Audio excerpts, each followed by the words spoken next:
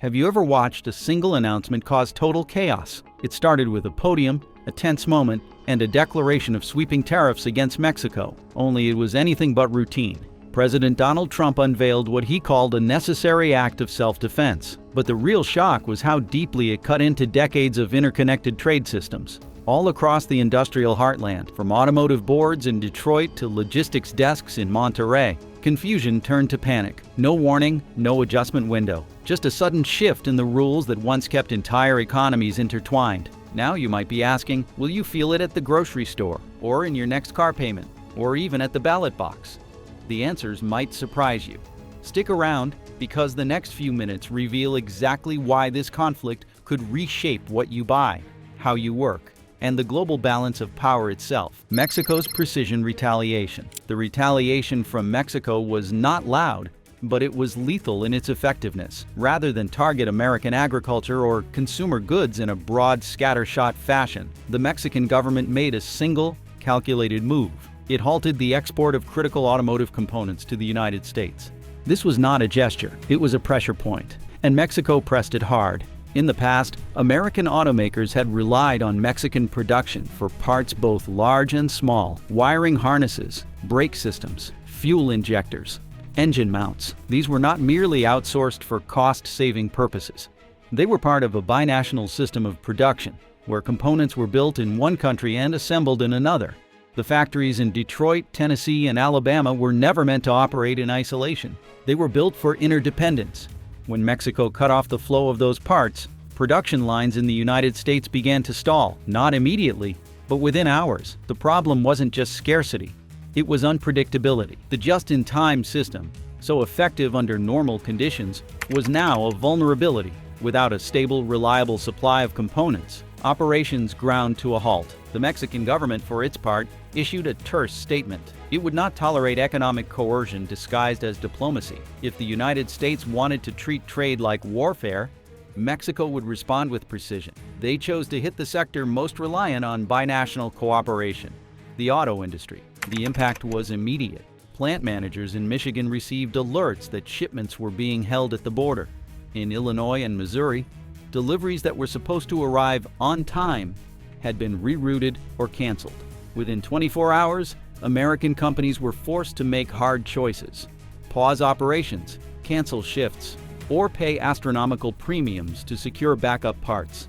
This was not just a supply chain disruption, it was an economic signal flare. Mexico was showing it understood the American industrial ecosystem, perhaps even better than Washington did. Engineers and purchasing teams scrambled for alternatives, but the reality set in quickly. There were no easy fixes. Specialized parts produced in Mexico could not be sourced overnight. Tooling processes, manufacturing protocols, quality assurance systems, they all required time and infrastructure, and those simply did not exist in reserve.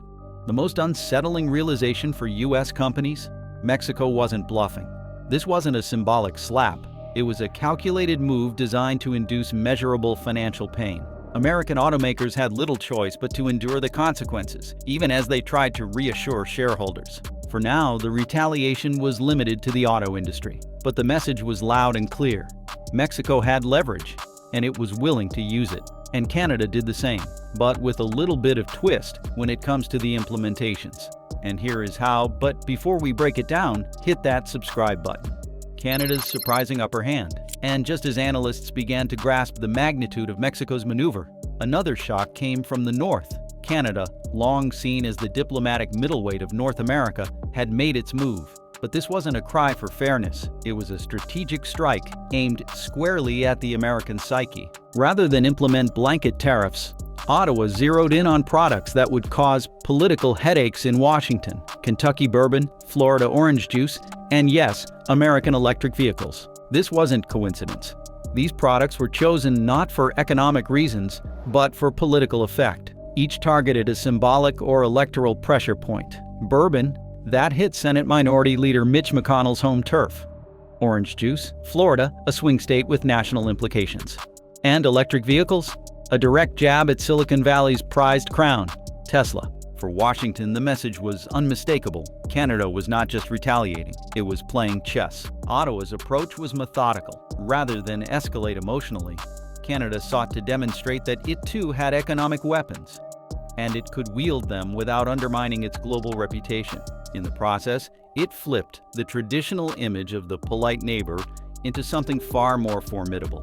At first, American officials downplayed the response, but as Tesla executives started contacting raw materials suppliers and state lawmakers began fielding calls from worried constituents, the seriousness of the situation became undeniable. And then the markets responded. Early market turmoil. Inside Detroit, the moment parts stopped arriving.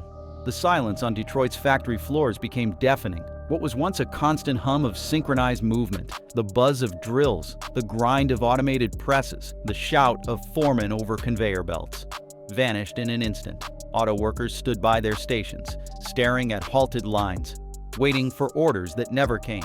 The stoppage wasn't gradual. It didn't ease in like a predictable slowdown. It hit hard, like a switch flipped overnight. Managers were the first to feel the pressure. Every plant in the region, whether assembling transmissions in Toledo or stamping body panels in Flint, relied on a hyper-efficient delivery of components from Mexico. And when those components stopped crossing the border, schedules unraveled, work orders stacked up, trucks sat idle in receiving bays. Warehouses that were once near empty due to just-in-time inventory models now looked barren. There was nothing to move, nothing to build. And with that, the workforce began to feel it.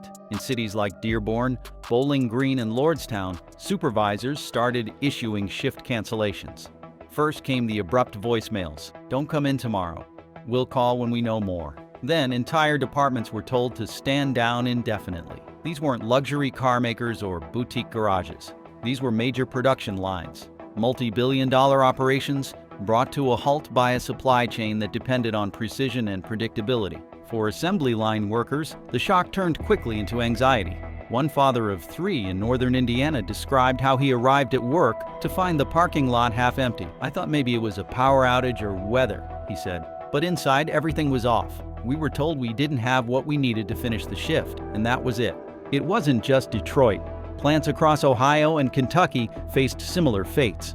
The nature of the North American automotive ecosystem meant that a missing wiring harness in Puebla, Mexico, could halt an entire vehicle rollout in Bowling Green. A missing transmission mount could freeze a factory in Louisville. It wasn't about luxury or excess. These were essential components. The layoffs came next, and with them, confusion. Many workers weren't technically let go. Instead, they were placed on unpaid leave with no clear return date. Officially, it wasn't a layoff, but functionally, it meant the same thing. No work, no paycheck. Some applied for temporary assistance, while others dipped into savings meant for emergencies. For workers who lived paycheck to paycheck, the uncertainty was unbearable. Dealerships felt it secondhand. Without new vehicles rolling in, service departments slowed. Sales teams, already contending with tight inventory before the trade war, now had almost nothing to sell. But for those on the ground floor of production, the feeling was different. It wasn't just tight supply. It was total stoppage. Some factories even began cannibalizing parts from incomplete vehicles to try and finish others. The union halls stayed busy, but not with organizing labor. Instead, they became informal crisis centers, answering calls, helping members navigate unemployment systems, and connecting them with legal aid. Some even started community food drives. In neighborhoods built around a single plant, the economic pulse of entire communities was slowing to a crawl. And as workers tried to adjust to the new reality, whispers turned into worries. What if this wasn't temporary? What if it wasn't just a disruption but a turning point? The surprising ways. Tariffs hit your wallet. While the factory floors fell silent, something else was happening behind closed doors. In living rooms across the United States of America and Canada, families opened up grocery receipts and paused, unsettled by totals that rose higher each week. This shift was not caused by typical factors like interest rates or oil prices. Instead, disrupted supply chains and mounting trade barriers drove up the cost of everyday essentials. Milk, bread, and canned goods, items people took for granted, became more expensive almost overnight.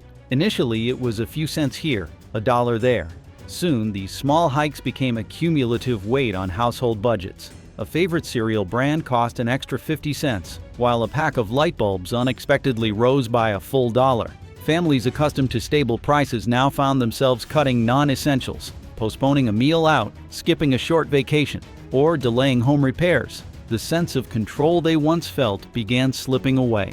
Used car prices shot up as well. With new vehicles facing delays, the second-hand market boomed. One family in upstate New York sold their sedan for $10,000, only to see the same model listed for $13,000 a year later. Even simple repairs turned into ordeals. A missing part here, a 2-week wait there. Basic appliances lingered on back order for months, forcing people to devise stopgap solutions in the meantime. Canadian households faced parallel struggles. Produce that once arrived like clockwork suddenly carried premiums. Supermarket managers scrambled to source fruits and vegetables from secondary suppliers, each charging extra for shorter lead times. At one grocery store in Ontario, a shopper shook her head at the sticker price of lettuce. It used to be under $3. Now it is more than $5, she said, echoing the concerns of many.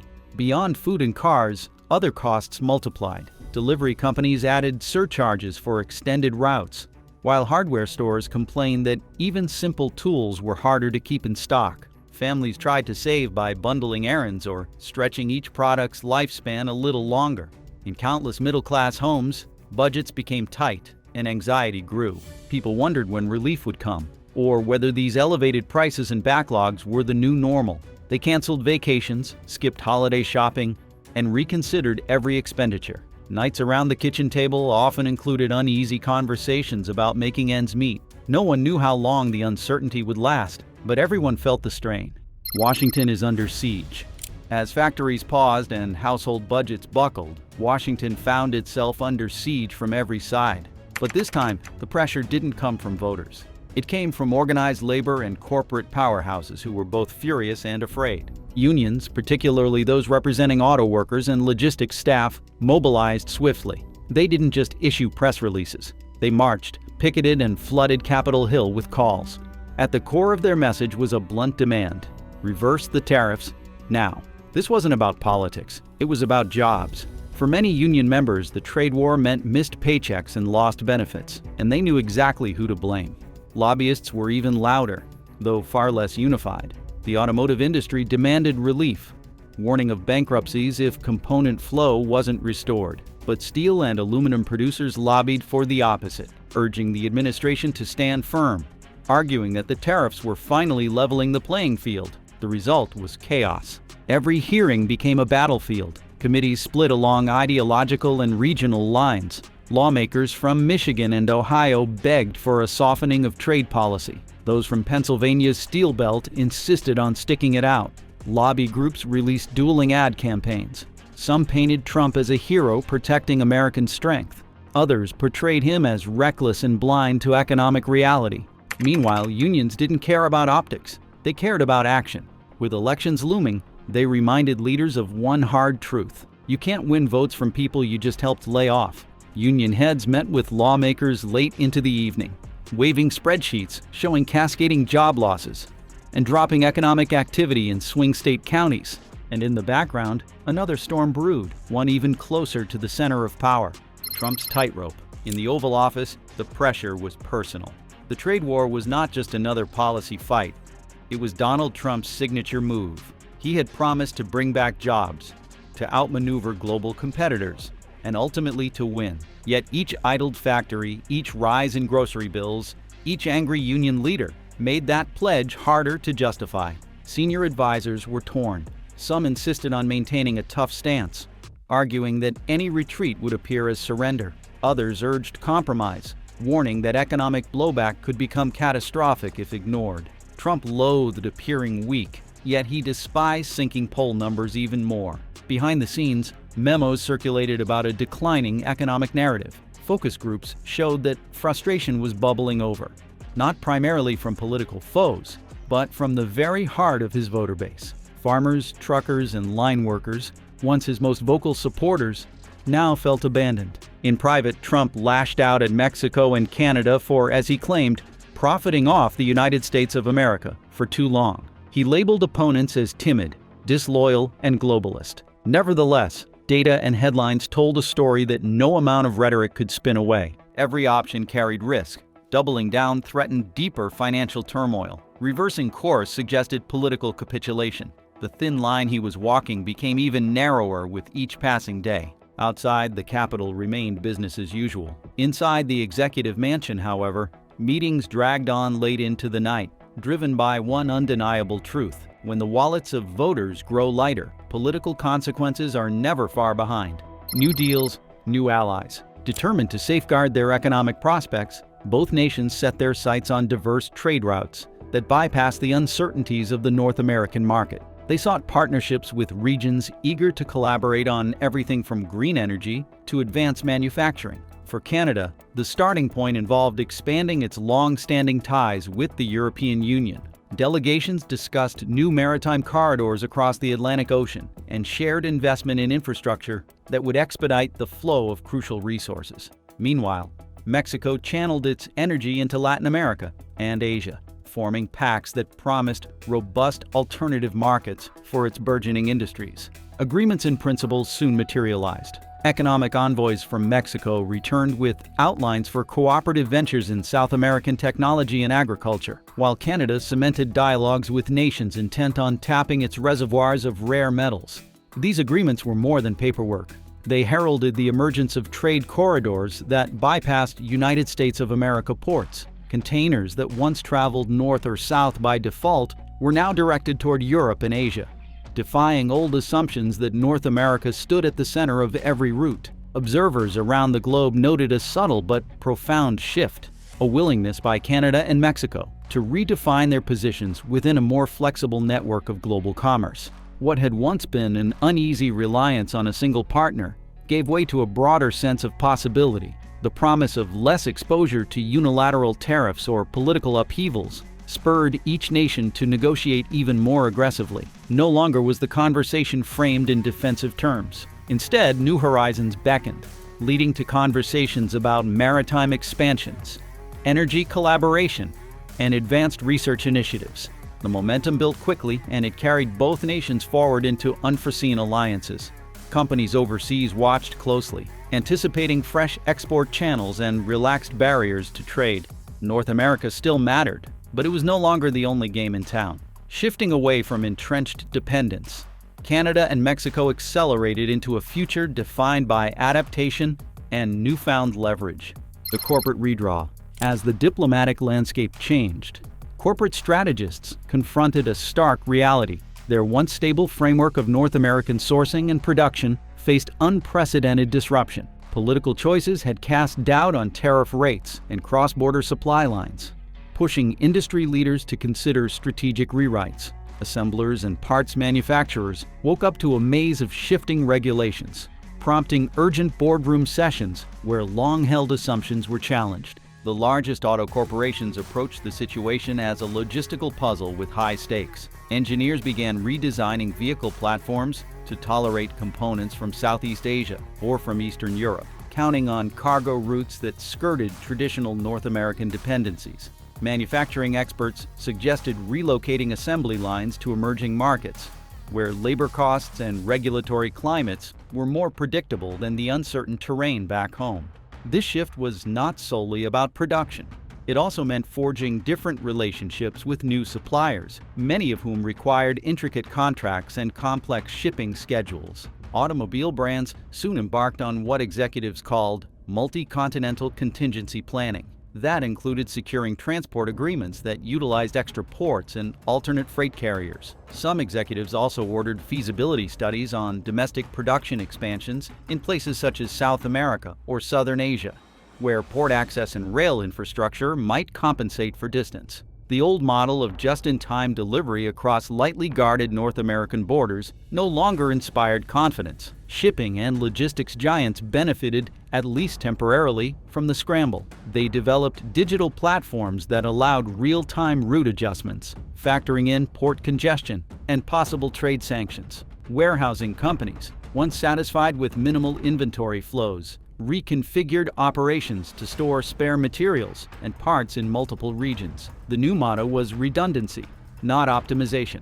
Amid this corporate redraw, financial analysts warned of short-term cost surges. It was impossible to relocate an assembly line or re-engineer a supply chain without incurring unforeseen expenses. Yet, for many businesses, the price of inaction appeared far worse. Senior leadership recognized that the era of stable North American integration, uninterrupted by sudden political crosswinds, might never return. The most urgent priority was to ensure continuity under any scenario. With these recalibrations underway, the spotlight moved to international legal channels, where governments tested each other's resolve and interpretation of newly contested agreements. Legal hurdles and trade court battles. No amount of diplomatic subtlety or corporate maneuvering could sidestep the legal theater unfolding as the United States-Mexico-Canada agreement came under fire, crafted to modernize the North American Free Trade Agreement. This more recent accord carried clauses meant to guarantee stability. However, in the face of mutual retaliations and cross-complaints, its text became the subject of high-stakes arbitration. Canada lodged formal objections, alleging that the United States of America had disregarded key provisions ensuring non-discriminatory market entry. Mexico, on the other hand, insisted that clauses protecting essential manufacturing sectors were being sidelined. Both nations took their grievances to the World Trade Organization, arguing that unilateral tariffs defied the spirit of free trade and violated carefully negotiated commitments. Legal teams prepped for intricate battles. They dissected every line of the documentation, looking for phrasing that proved or disproved liability. Panels of arbitrators were convened, some based in Geneva, others assigned regionally to handle the deluge of evidence. A swirl of paperwork ensued, accompanied by public statements that either downplayed or exaggerated each claim. Observers noted that a victory in court might not produce tangible results on the ground, even if a ruling went in favor of Canada or Mexico. There were no mechanisms to swiftly reinstate lost business deals or offset the costs inflicted by delayed shipments. Still, these legal disputes mattered symbolically and practically. They exposed whether member countries would uphold the framework or dilute it whenever domestic interests demanded. In that sense, the conflict reached beyond immediate economic damage, testing the credibility of structured trade pacts in a world of shifting alliances. If the United States-Mexico-Canada agreement could be sidestepped, many wondered whether any multinational accord carried true enforcement power. While judges pored over documents and officials defended their interpretations, a larger realignment was already taking shape. In corridors of power far from North America, new actors seized the opportunity to reshape commercial ties to their benefit. New power centers emerge. Even as Canada and Mexico rebalanced their trade priorities and the legal wrangling continued, global heavyweights in Europe and Asia saw an opening. They recognized that North America's internal tensions created a gap that resourceful players could fill. In capitals ranging from Berlin to Beijing, officials engaged with Canadian and Mexican negotiators, offering expanded agreements and sweetened terms. The European Union courted Mexican companies for co-production initiatives in renewable technology, while advanced manufacturing alliances with Canadian firms drew interest from multiple Asian economies eager for stable partnerships. Emerging regions also capitalized on the situation. Southeastern countries that had once been overshadowed by North American giants presented themselves as alternative supply chain stops. Freight routes that threaded through the Indian Ocean attracted more maritime traffic than ever before. Investors noted a rising pattern. As North America lost some allure, smaller markets picked up momentum by offering lower tariffs, streamlined regulations, and friendly corporate tax structures. It became evident that trade was fragmenting into several spheres of influence. Canada and Mexico found themselves potentially bridging different regions, no longer bound to funnel everything through the United States of America. Observers describe this as a pivot toward multi-directional commerce, with treaties crisscrossing continents, often overlapping or competing. Unlike the past, when one agreement seemed to anchor entire industries, a kaleidoscope of contracts now directed global flows. In this environment, adaptability became the prime asset. Nations and corporations that could form quick alliances or shift production lines gained advantage. Those stuck in older models faced upheaval. It was not just about forming new deals, but about recognizing that the entire notion of a single North American economic zone had been shaken. Alliances might still exist, but they would not operate under the same assumptions of seamless integration. Where did that leave the United States of America? Some believed it retained unmatched financial muscle, which could reassert dominance if it recalibrated its approach. Others argued that these rifts marked a turning point in which global players looked beyond Washington for leadership.